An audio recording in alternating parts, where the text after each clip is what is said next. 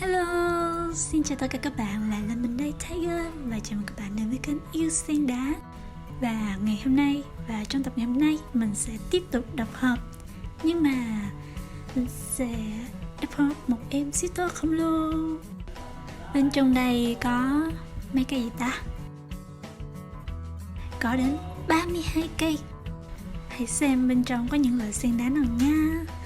Let's go. Ok, chúng ta sẽ bắt đầu khui tem cái thùng siêu to khổng lồ này. Mì omachi cà chua tươi.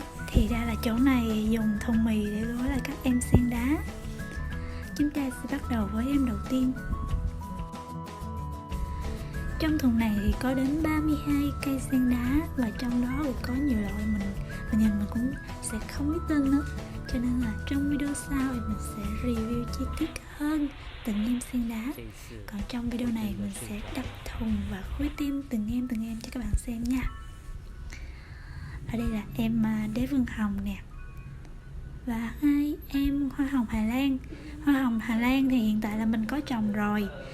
Tuy nhiên lần này mình mua combo đến 32 cây, và trong đó có những loại cây mới cũng như là loại cây mà mình đã có rồi. Nhưng mà rất là nhiều loại mới, cho nên mình quyết định mình sẽ mua combo 32 cây này. Và mình sẽ đến với cây thứ 8. Video này mình đập khá là lâu, cho nên là video mình có hơi tua lại.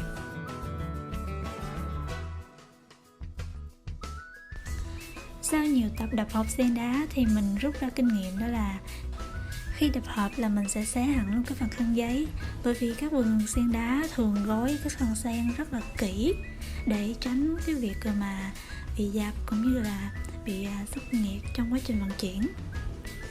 Do đó là sau mỗi tập đập hộp thì nhà mình có rất là nhiều khăn giấy.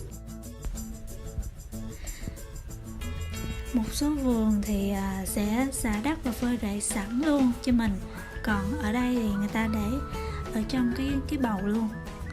Thông thường thì nếu mà xả đất phơi rễ thì người ta sẽ cho sen đá vào một lớp gọn hơi, sau đó mới quấn khăn giấy. Còn đây thì người ta chỉ quấn khăn giấy thôi.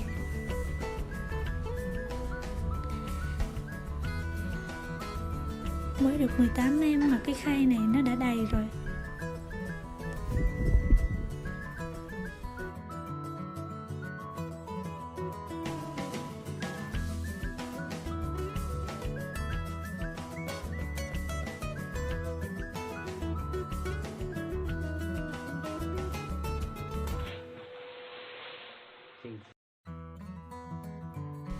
Trong combo 32 cây này cũng có rất nhiều cây giống nhau. Ví dụ như mình thấy có 2 hay là 3 đế vương hồng nè, rồi hoa hồng Hà Lan. Nó đã đầy khay rồi, bây giờ mình sẽ đổi qua một cái khay mới. Trong những lần đập hộp trước thì mình mua sen đá ở Shopee, và thông thường thì mình sẽ đặt từ 5 đến 8 cây và vận chuyển khoảng vài ngày thôi. Nhưng mà người ta gói rất là kỹ, cho nên là về nhà các cây sen đá cũng rất là khỏe mạnh, không có bị sốc nhiệt hay là bị dập quá nhiều. Các bạn nếu quan tâm thì có thể click vào danh sách phát đập hộp sen đá để xem thêm nha. Riêng tập hôm nay với cái thùng siêu to khổng lồ này là mình đấu giá thành công 32 em.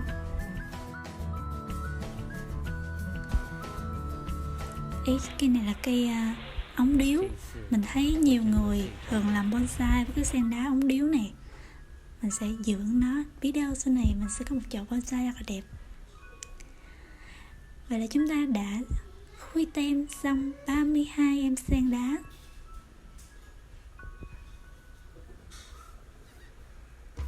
Có rất là nhiều loại luôn.